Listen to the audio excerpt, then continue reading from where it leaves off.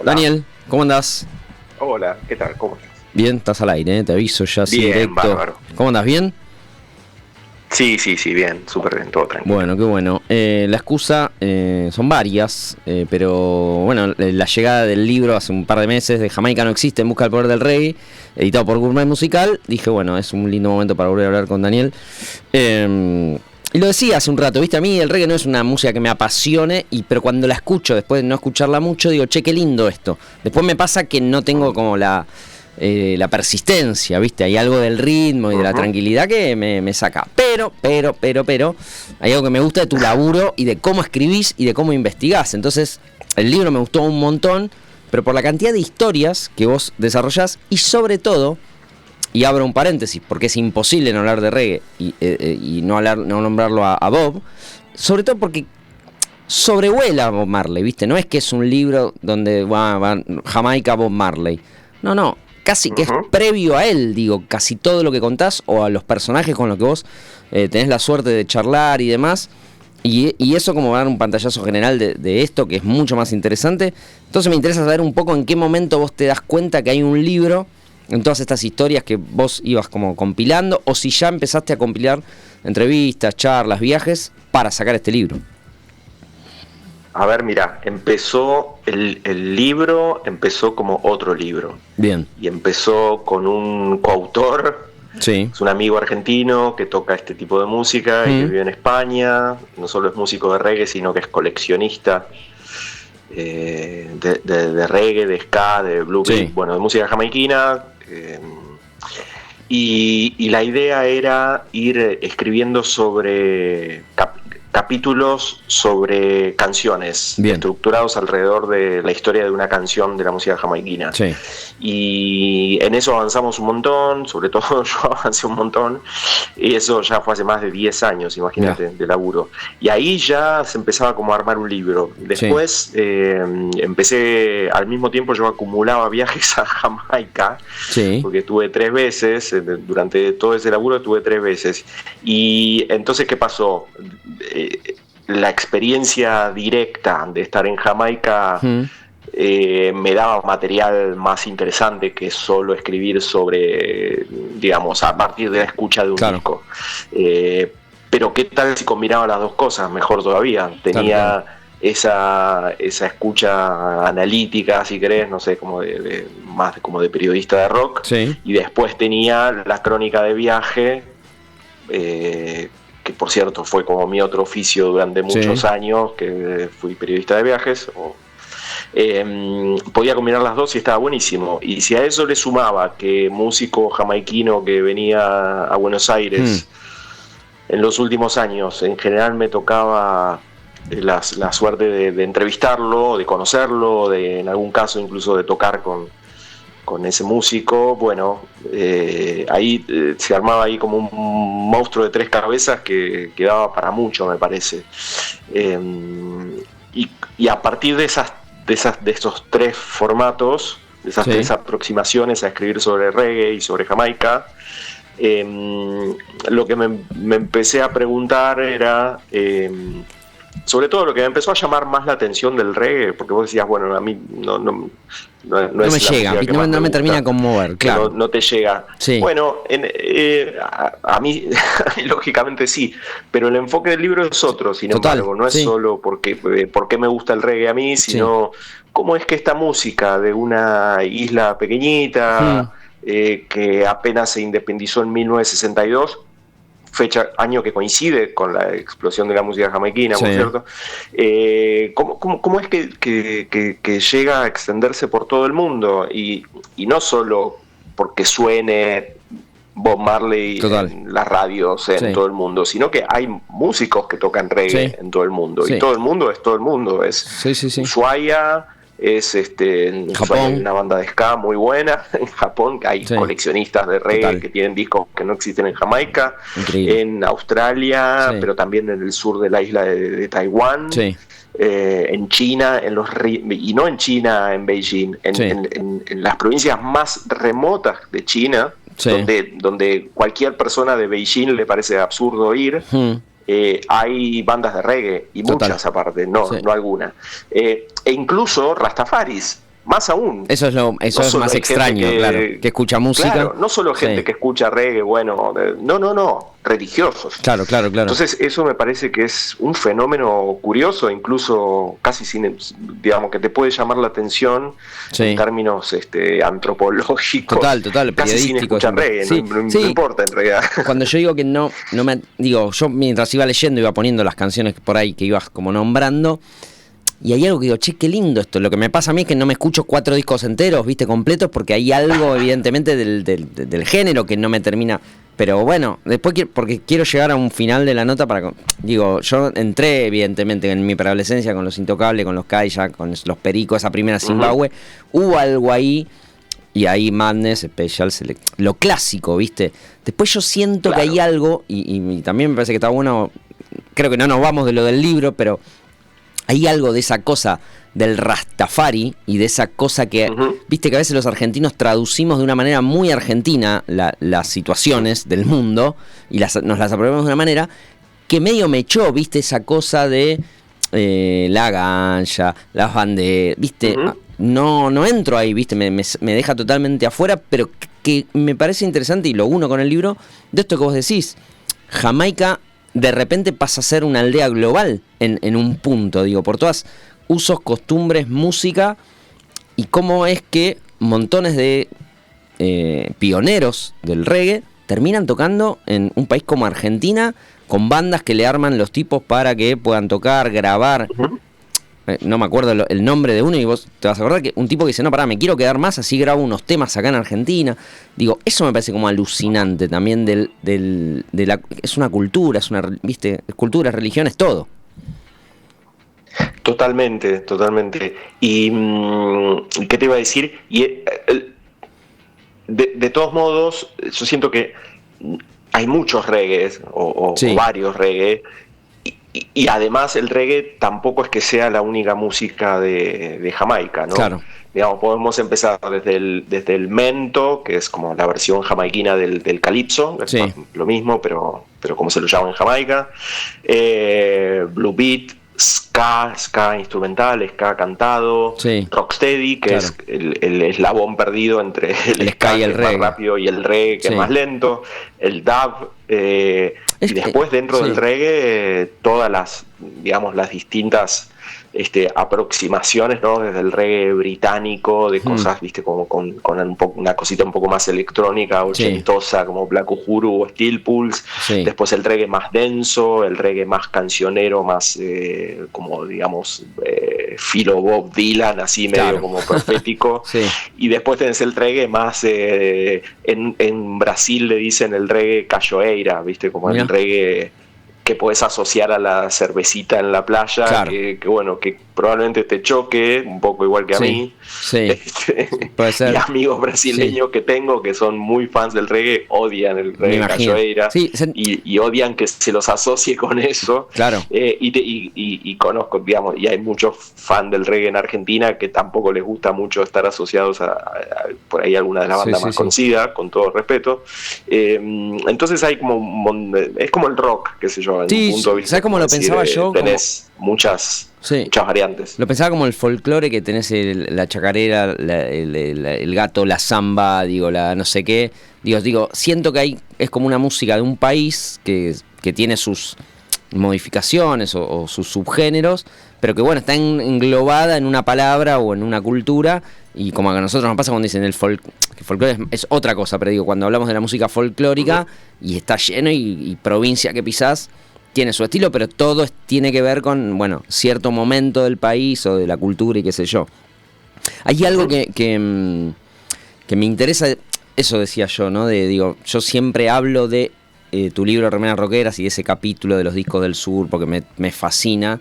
Y hay algo de eso que también, lo haces acá, la historia de Guiraldes, ¿no? Como el primer argentino, entiendo yo, en pisar Jamaica, estamos hablando de Ricardo Guiraldes. Me parece como una locura, y yo estuve en Areco y fui a buscar las fotos, porque le saqué fotos a todo el museo que hay de ahí, y dije, tengo estas fotos que vos estás nombrando en el libro contá un poco vos, y después vayan a comprar el libro y lean lo mejor, pero ese viaje mítico de un argentino en Jamaica, en el año que es aparte. Qué bueno que estuviste ahí. Soy la primera persona que hablo que estuvo, o sea, no, mucha gente fue al Museo de Areco, pero poca le presta atención a esto, porque la historia es esta. Ricardo Huirán, pero sin saber, sin saber todo esto, digo. Yo saqué foto, pero porque viste que como soy de curioso, mirá, este chabón viajó, mirá qué loco, pero no dije ni en pedo, el reggae, Jamaica, la vida, ¿no? Increíble. Ricardo Huirán es el padre de la literatura gauchesca argentina, autor de Don Segundo Sombra, la novela, ¿no?, insignia de la narrativa gauchesca, post Martín Fierro, digamos. Era un tipo de una familia muy acaudalada, muy porteño bonaerense, había crecido en Francia, era un tipo absolutamente viajero y cosmopolita, y a la vez tenía campo en San Antonio de Areco, y de ahí sus observaciones del gaucho y tal. Pero así como observaba al peón de la estancia familiar en San Antonio de Areco, el tipo había viajado por Rusia, Japón, China, etcétera, etcétera, y en ese etcétera se incluye Jamaica. Total. Por lo menos hasta donde yo sé, el argentino ilustre que primero estuvo en Jamaica. Eso fue en 1916. Increíble. Y la historia de cómo llegó a Jamaica es alucinante. Sí. Era un tipo que viajaba, no sé, 2 o 3 veces a Europa al año, a Francia especialmente. Pero claro, en 1916 estamos en plena Primera Guerra Mundial. Era complejo viajar a Europa, salvo que fueras a combatir. Entonces, con su esposa y otra pareja de amigos, decidieron probar un destino nuevo, raro, que ninguna otra persona de Recoleta ni en San Antonio de Areco había ido seguramente, y era Jamaica, justamente. Increíble. Y cómo llegan a Jamaica, de la única manera que se podía ir en ese momento, salvo que fueras ¿cómo se llama? Que fueras británico o que fueras de la industria bananera. Claro. Entonces ellos tomaron un crucero. Sí. Un crucero en el momento en que nacía la industria de los cruceros. Increíble. Como la conocemos hoy. Sí. Esa cosa de tomar un barco con servicios de lujo o de menos lujo. Y dar una vuelta, ¿no? Hacer un itinerario por las islas del Caribe, y probablemente algún puerto en Panamá, probablemente termines en Miami o en Nueva Orleans, o por esa zona. Y bueno, eso es lo que hizo, y así fue que estuvo en Jamaica, no solo en crucero, sino que se hospedó en Kingston. Por supuesto, escritor, al fin, novelista, ¿qué hizo? Tomó notas del viaje, de sus propias experiencias, y eso lo transformó en una novela que se llama Xaymaca, como el nombre antiguo de Jamaica. Mirá.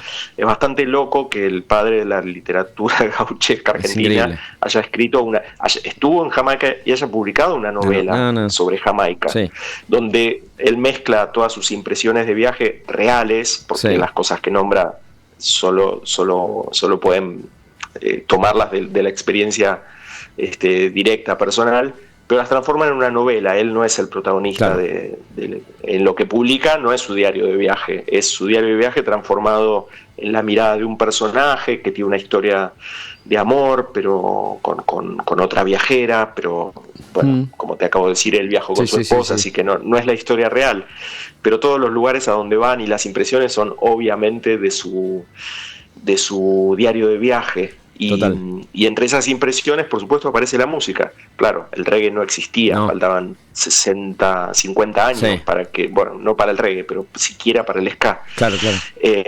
Faltaba medio siglo para eso, pero había negros, había esclavos liberados, había tambores africanos, había fusión de la música africana con los cantos religiosos de la colonia, y bueno, estaba el caldo de cultivo de lo que iba a ser la música jamaiquina que conocemos hoy, y eso él lo escucha y lo refleja en el libro. Es bastante loco. Yo cuando me encontré con eso no me podía creer. No es que sea desconocido el libro, no es muy conocido tampoco. Pero está publicado incluso en España. Mirá. Y en el Museo de Huiraldes está el diario de viaje, el cuadernito, forrado en arpillera, que dice viaje a Jamaica, y con las anotaciones de Huiraldes y los dibujos de su amigo. Espectacular. Es muy loco esto de la gauchesca, porque después vos contás también de otro de estos pioneros que se fascina con el Martín Fierro, ¿no? Y lo pierde y lo quiere recuperar, y un ejemplar que le habían regalado y todo eso. Sí. Entonces es muy raro, digo, ¿no? Ese es un puente de ida y vuelta, ¿no? Sí. Sí, ese es Rico Rodríguez, el trombonista mítico, que vino como 4 o 5 veces a Argentina, y vino de una manera muy amateur. Es el caso más raro en todo caso. Porque se hizo amigo de unos chicos argentinos, muy fans del reggae, del ska, fans de Intocables, que vos nombrabas antes. Viajaron a Londres y ellos querían conocer a Rico Rodríguez, que era un jamaiquino más grande, pero que había tocado que tocaba con los Specials, era como el trombonista invitado de los Specials, él más grande que los Specials, unos 15, 20 años más grande. Entonces ellos lo querían conocer, lo ubicaron, cosas de los años 90, ¿viste? No había redes sociales, consiguieron el teléfono, la dirección, no sé, y se le aparecieron en Londres. El tipo no podía creer que estos 3 locos se le habían presentado ahí. Y eventualmente pasaron los años y vino a tocar, traído por estos chicos, vino a tocar varias veces, una de las veces con Scatalites, así un show un poco más grande, otras veces solo tocando con bandas de acá, y en uno de esos viajes estos mismos chicos le regalaron el Martín Fierro, supongo que traducido, no sé bien qué versión, y el tipo se copó con eso. Sí, muy loca la historia. Sí. Hay algo que el libro va atravesando, digo, tiene como cosas muy de color, como estamos contando esto de Huiraldes, o todo lo que tiene que ver con... A mí que me gusta que los libros me obliguen a hacer otra cosa, ¿viste? Lo leo y que tenga... Digo, no sé, yo tampoco soy un bondófilo, un fanático de James Bond, pero toda la historia esa de James Bond y Jamaica, no la conocía ni loco yo. Y tiene eso, ¿no? Digo, Jamaica tiene, por un lado, toda esa efervescencia o esa mirada ajena de pensar que uno va a una playa del Caribe paradisíaca y se va a encontrar con Bob Marley sonando por todos lados, o con lo que uno imagina. Y después, los que cuentan, y vos estuviste varias veces en Jamaica, que te dicen, no es un lugar turístico para ir, Jamaica. O tienes un lugar turístico, pero no te alejes de ahí, ¿no? Y toda esa zona y lo ridículo de la prohibición del fumar marihuana, digo... Esa ambigüedad que tiene como país Jamaica también, ¿no? Como una meca a la que cuando llega... Digo, es como cuando yo fui a Nueva York y dije, bueno, me voy a encontrar con... No hay más punk, chicos, no, ahora esto es Puerto Madero, lo que era el Bowery es Puerto Madero ahora, es Recoleta, ¿viste? Entonces no vas a ver nunca más bueno, o cuando fui a Camden tuve la suerte y también hay un chabón con los pelos parados que te cobra para sacarte una foto. Se acabó. Entonces, digo, también esa idea de Jamaica como voy a llegar y me voy a encontrar con... todo, y sí, debe existir, pero el alrededor no es lo que uno espera.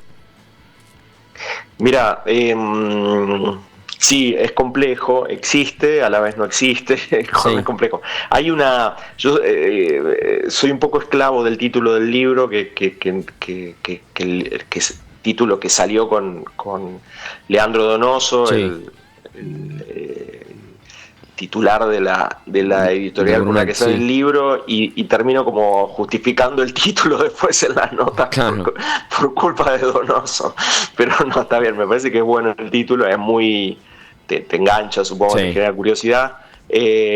Obviamente hay una isla que se llama Jamaica y ciertamente sí existe, puedes sacar un pasaje, puedes aterrizar ahí. Pero claro, la realidad siempre es compleja, entonces si uno espera encontrar una cosa arquetípica, digamos, que que sea como una especie de videoclip de Bob Marley, no es eso, para nada. En Jamaica está prohibido fumar marihuana, los rastafaris son muy marginales, son de hecho no solo marginales, sino que son marginados, o sea, la gente los mira como un poco de reojo, hay como una incomodidad con eso. En los viajes a Jamaica, de todos modos, yo estuve 3 veces, con diferencia de algunos años entre una y otra, y hay ciertas cosas que fueron cambiando, como vos decías, efectivamente no es el lugar más turístico del mundo, aunque tiene algunas de las playas más turísticas del mundo. Sí, para el que por ahí no lo tiene tan presente, Jamaica yo creo que es la tercera isla del Caribe, después de Cuba y de Dominicana, creo que en extensión es Jamaica, ¿no? Y tiene una forma como achatada, digamos, ¿no? Sí. Como si viera como una cosa aplastada. Sí. Y bueno, las playas del norte, toda la costa del norte es toda la costa turística. Hay una localidad al lado de la otra que son súper turísticas, con resorts de cadenas internacionales, all inclusive, donde la gente entra y se pasa una semanita ahí o 4 o 5 días adentro del resort, con todo incluido. Por ahí sale a una excursión, se acabó. Claro. Kingston, la capital, queda en el sur. Claro. Tenés que cruzar toda la isla por unas rutas es una isla bastante montañosa, tiene unas montañas muy importantes que son las Blue Mountains. Mira. Hacia el este. Bueno, lo importante es que para llegar a Kingston tenés que atravesar una ruta por esas montañas muy selváticas, muy verdes, muy hermosas, pero Kingston está literalmente en la costa opuesta al turismo, y de hecho la gente y los vuelos internacionales llegan a Kingston, por supuesto, pero mayormente llegan al aeropuerto del norte, ¿no? Es más transitado el aeropuerto. El segundo aeropuerto es más transitado que el de la capital. Claro. Y la capital ciertamente es muy peligrosa, tiene sectores totalmente que a los que no todo el mundo te va a recomendar no ir. Especialmente los que más te suenen nombrados en las canciones de Bob Marley. Claro, el famoso Trenchtown es el primer lugar al te dicen no vayas. Por ahí tendrías que ver bien cómo hacer, con quién ir, es complejo. Tampoco es que haya tanto para ver así de manera inmediata, te vas a encontrar con un lugar más gris que otra cosa. Sí. Pero bueno, eso ha cambiado un poco, digamos, de mi primer viaje, cuando mencioné la posibilidad de ir a Kingston, me miraron con espanto y casi que me dijeron de ningún modo. Claro. Y en el último viaje, que ya fue hace unos 5 años, 6 años, ya fue, mira, te digo, por el contrario, estaba alentado que los extranjeros visitaran Kingston y vieran algo más roots que meramente los hoteles, ¿no? Como una posibilidad de que conocer la Jamaica, de algún modo se dejen otra cosa, más dinero, una estadía más larga, y a la vez se lleven otra cosa, que no sea, una pulserita y y todo lo que es de un daiquiri. El tour Marley, digamos, es en Kingston, digo, donde está el santuario y la tumba y todo eso, sí es en Kingston. Eso es en Nine Mile, es una pequeña aldea. Sí. En esa ruta, más o menos en esa ruta que te digo que va del norte a sur. Bien. Kingston, Marley nació en el interior. Bien. De la isla, pero después sí, cuando se muda a Kingston, eso creo que es a los 9, 10 años, no soy un biógrafo de Marley para nada, pero algo así. Ahí vive en Trenchtown. Bien. Y ese lugar donde él vivía en Trenchtown, que son donde hay viviendas gubernamentales, tipo Fonavi, ponerle una cosa así, que a las que él les canta en las canciones. Eso sí se puede visitar y es en Kingston. Bien. Y luego, cuando él tiene éxito y se compra una casa muy importante y tiene ahí su estudio, y ahí es donde transcurre la película, ¿no? De eso te quería hablar, sí. Bueno, en esa casa también se puede visitar, es una casa museo. Bien. Que sigue siendo manejada por la familia. Entonces hay cosas Marley que sí podés visitar en Kingston. Bien. Además están los estudios Tuff Gong, que son los famosos estudios de la familia. Todas esas cosas sí las puedes visitar en Kingston, no la tumba de Marley. Marley está enterrado en la casa de nacimiento, digamos. Ok. Me llama la atención, no la vi la película por prejuicio, porque dije, viste, las biopics vienen medio, pero la nombrás varias veces en el libro y ahora me dieron ganas de verla, porque digo, la nombrás como de manera criteriosa, digo, no es que se la citás a gente muy del palo, viste, no es como que digo, se la estás dando a gente muy que la vivió. Entonces digo, debe tener como cierta verosimilitud o veracidad que está buena para verla, sin también sin ser un fanático, ¿no? En lo que vos estás diciendo hay una gran pregunta, y vos sabés mucho más de cine que yo. Pero te pregunto eso, que una biopic tenga una gran verosimilitud, ¿es lo que debería tener? No, a mí, mira, no. Mira, te voy a dar otro ejemplo. Digo, a mí me gustó mucho la película de Amy y sabemos casi todo de Amy, porque está todo grabado. De Amy Winehouse estamos hablando, ¿no? Porque está casi todo grabado, sus escándalos, está todo grabado, porque vivió en la época de que todo se grababa. Y a mí la película me gustó un montón, porque quiero ir a ver medio como la historia del personaje, digo, para lo real veo está el documental de Capadia, que es espectacular y es tristísimo y te querés morir cuando lo ves y decís pobre piba, pero la película a mí me gustó un montón por la música, por cómo está tratado, el personaje, qué sé yo. Entonces comparto un poco esto y no sé si necesita que sea recontra verosímil, porque para eso están los libros, están los documentales, está otra cosa. Entonces nada, la voy a terminar viendo, la de Marley ahora la voy a terminar viendo, sí. Es un dilema en un punto, porque uno dice, bueno, una biopic de un músico, o de quien sea, pero bueno, estamos hablando de música, no es un documental, entonces tampoco tiene por qué ser, ¿no? Tal cual. Ahora, de todos modos, sí entendemos que hay un problema, y por ejemplo, tomemos Jerry Lewis. El público masivo tiene como historia de Jerry Lee la película de Jerry Lewis.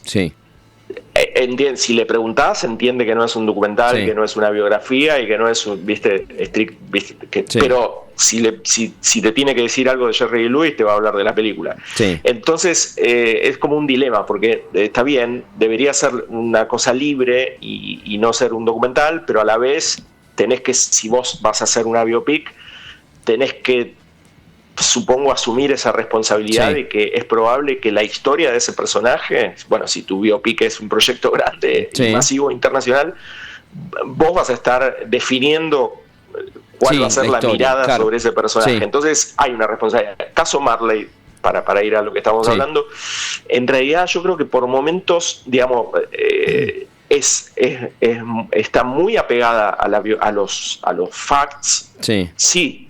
Creo que por momentos esto es un problema, en realidad.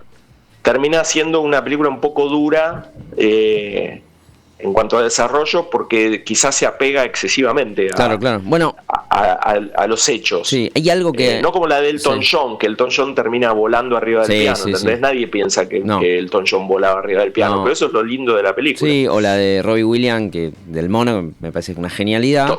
Pero digo, a veces es muy difícil que la gente entienda que no se pueden contar las cosas tal como son en una película de ficción, digo, y ni siquiera los documentales a veces también lo pueden hacer.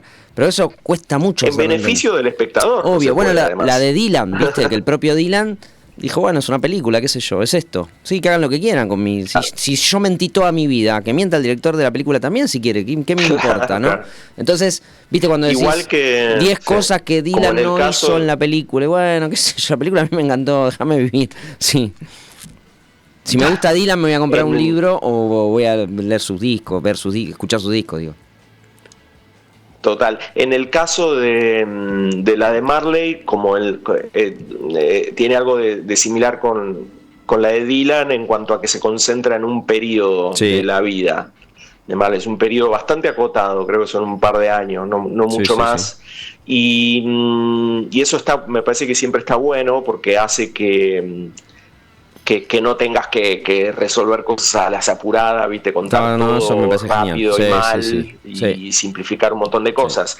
Entonces, por ese lado me parece que se ve muy bien, y también, me parece que la música está muy, muy bien lograda, la música está tocada de nuevo, ¿no? Y todo eso está súper bien hecho, súper verosímil, y ¿viste? A veces la música... Sí, vos contás que pusieron mucha guita. En el cine se hace muy mal. es muy típico, ¿viste? La escena de cuando se intenta reproducir un concierto, que es totalmente, ¿viste? Para cualquiera que haya ido a un recital en su vida sabe que no son así. No es así. Bueno, acá está súper bien hecho. Qué bueno. Bueno, lo voy a ver. Che, Dani, y hay otra cosa de la argentiniada que es tremenda, que es el caso Donald, ¿no? Nuestro primer reggae argentino, que es esta...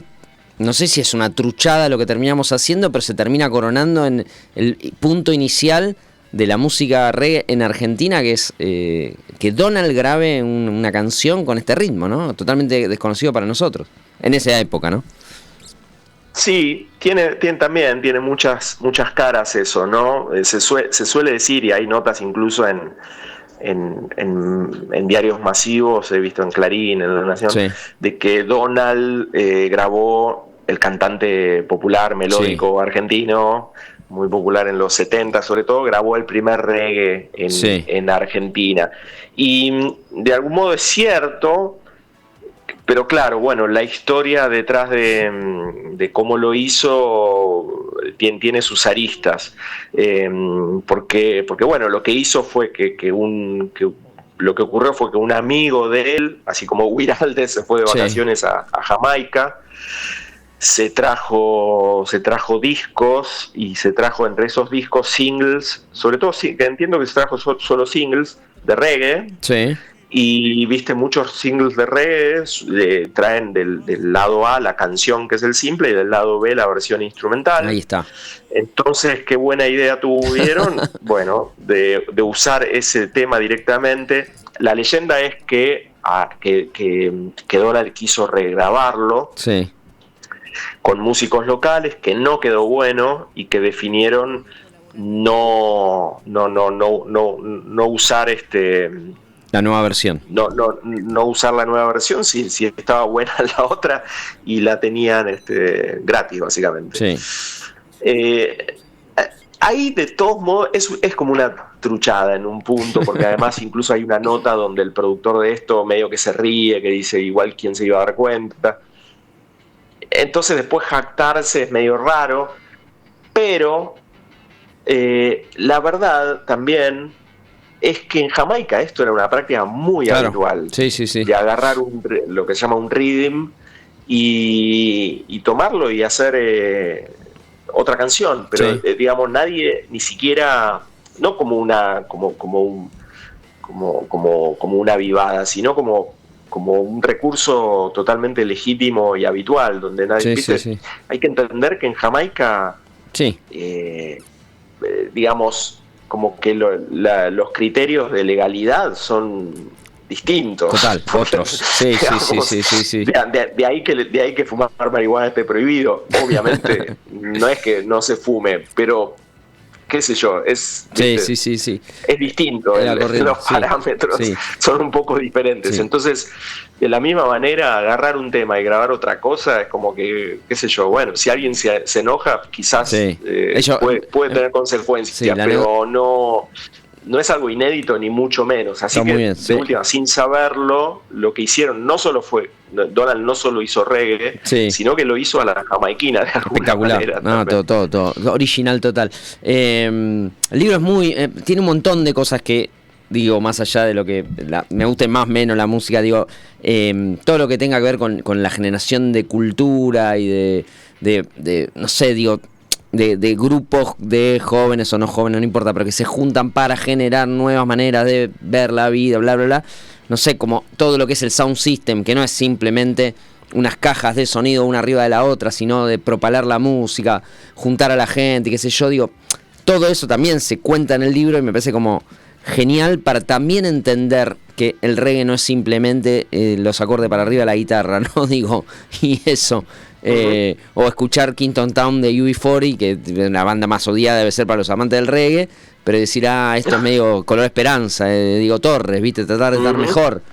Entonces, eso me parece como también como súper lindo y útil de este libro, de tu libro, que Jamaica no existe. Así que nada, me parece muy interesante. Insisto, también por las cosas que contás de las búsquedas de discos, Esos discos que aparecen con errores de impresión en lugares inhóspitos, ¿no? Que andás a ver por qué, cómo aparece un disco así en, no sé, Córdoba, en cualquier lado. Toda esa investigación que le pones, digo, es parte de lo que más me gusta de tu laburo. Qué bueno, gracias. Y justo mencionás el Sound System, y ahí hay otro fenómeno, ¿no? Dentro de esta expansión loca del reggae, que no tiene mucho sentido.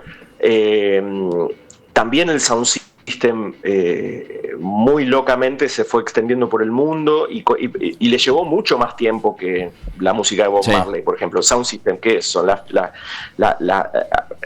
la tapa del libro es eso.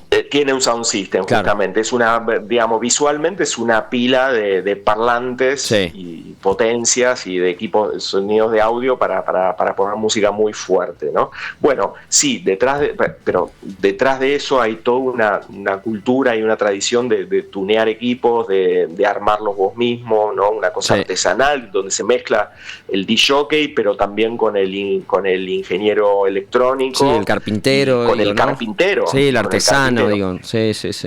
Eso que se hacía por necesidad, como única manera de hacer, porque no podías comprarte un Sound System en los años 50 en Jamaica, imagínate. No solo no podías comprarte un Sound System, la gente no tenía tocadiscos en la casa. La única manera de escuchar música era o con una radio portátil o con un tipo en el barrio que ponía en algún lugar, en la calle, unas pilas de parlantes y ponía música. ¿Que lo hacía para qué? Para atraer gente y vender birra, ¿no? Claro. Eso, básicamente, ese era el negocio. Eso que se empezó a desarrollar, según podemos saber, en la década del 50, ahora, y no hace mucho, ahora, sobre todo en este nuevo milenio, empezó a aparecer un Sound System en Japón, un Sound System en Uruguay, 3 Sound Systems en Buenos Aires, increíble, otro en Canadá. Empiezan a aparecer, ¿no? Bueno, obviamente donde había inmigrantes jamaiquinos eso ocurrió mucho antes, ¿no? En Inglaterra, en Canadá. Pero en el resto del mundo, con gente haciendo las cosas de la misma manera, construyendo los gabinetes con un carpintero, armando toda la parte electrónica de manera artesanal, buscándole la vuelta para que suene mejor, para que se banque esos bajos típicos del reggae. Bueno, eso es un fenómeno de ahora, no de los años 70 ni de los 80. Bueno, de Jamaica es de los años 50 y 60, pero en el resto del planeta es mucho más reciente. Tardó mucho más en llegar, pero está llegando. Yo en 2 semanas voy a presentar el libro en Rosario. Y lo vamos a hacer con un Sound System de allá, que se llama el Litoral Sound System. Muy bueno.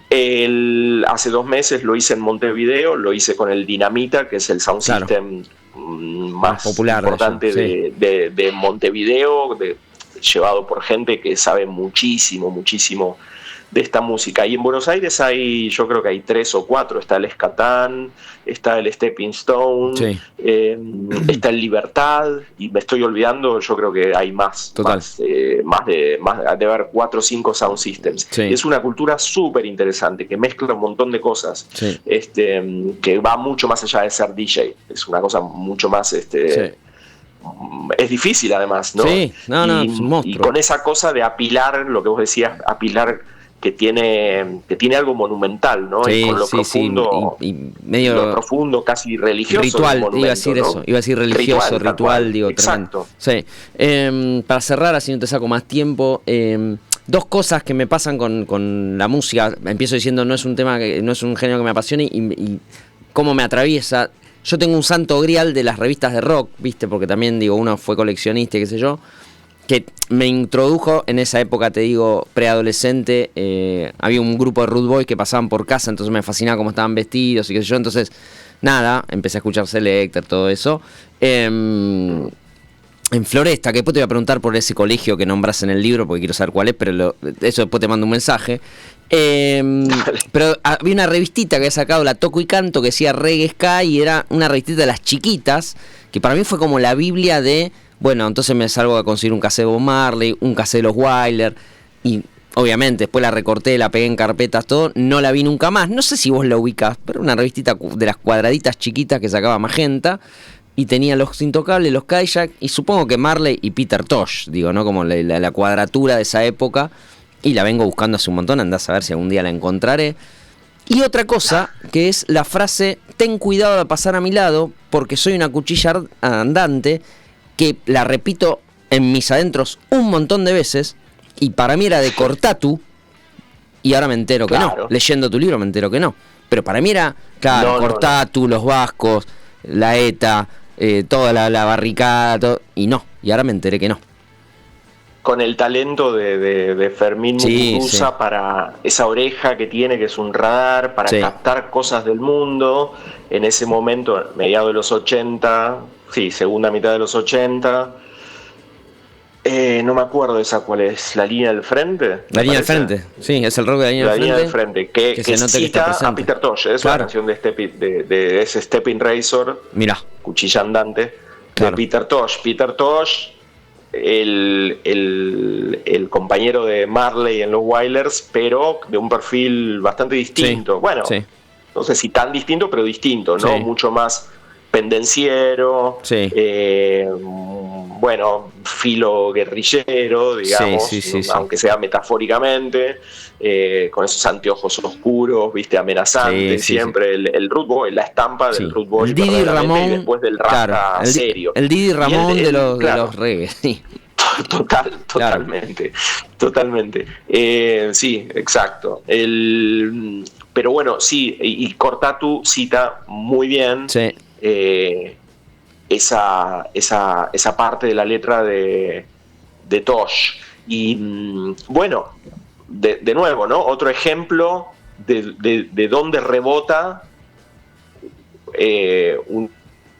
una canción de música jamaiquina, termina en una canción que habla de la resistencia vasca de algún modo, que a la vez es finalmente Cortatu, digamos, si bien tiene un mensaje político claro y directo, también hay una metáfora. ¿Por qué nos gusta Cortatu? Porque somos todos militantes por la independencia del País Vasco, porque te identificás con esa rebeldía, que es la misma rebeldía que tenía Peter Tosh y los rastas así más línea dura, por así decirlo, ¿no? Los rastas hardline, no peace and love, sino y de ahí odio y guerra. Sí, de ahí esa unión con el punk y Don Letts y los Clash y toda esa explosión Londres 70s, que es tan afín, y podemos hablar horas y horas. Dani, no te voy a sacar más tiempo y tengo que hacer otras notas también, pero nada, bueno, me encantó el libro, creo que se nota que me encantó y que me gusta. También te felicito, Corto, por lo de la Rolling Stone, porque para mí la Rolling Stone había dejado de ser legible, la agarrás vos, la empezás a dirigir y la empezás a poner como un montón de esta impronta periodística de la que yo celebro, de notas más largas, de ir a los archivos, no a los archivos de la revista en sí, sino digo de empezar a repensar el pasado del rock o, no sé, investigaciones sobre discos típicos o clásicos. Nada, la hace mucho más legible sin dejar de que a veces haya tapas que yo me quiera morir, porque digo, esto cómo ves, pero bueno, es parte del mundo, digo, y la Rolling Stone también es eso. Pero nada, también me gusta, volví a tener, digo, a ver este mes que va a salir en la tapa de la Rolling Stone, que me había dejado de interesar por completo. Desde que vos la agarraste me pasa eso, porque sé que por más que en la tapa esté Milo J, que me quiero morir, ponele, va a haber seguro una nota sobre Furtivo de los Ratones Paranoicos, ¿viste? Entonces digo, qué bueno, voy a enterarme cómo Juanse en esa época hacía para componer esas genialidades. Por poner ejemplos que no precisamente conviven, pero me entendés a lo que voy. Qué bueno, y si encima la nota de Milo J, por más que no te interese musicalmente, logra contar una historia que es interesante, un poco como con lo del reggae, bueno, ahí se arma un combo eso lo más sabemos. o menos digerible. Es así. Bueno, Daniel, un placer, loco. Gracias por este rato de charla y bueno, nos cruzamos por ahí. Dale, gracias. Hablar de música, la verdad que siempre es un placer, y más con vos que tenés tanto conocimiento y pasión por todo esto, que es un gusto. Bueno, te mando un abrazo grande, ¿eh? Daniel Flores, chau, gracias. Chau, autor de Jamaica no existe, en busca del poder del reggae, editado por Gourmet Musical.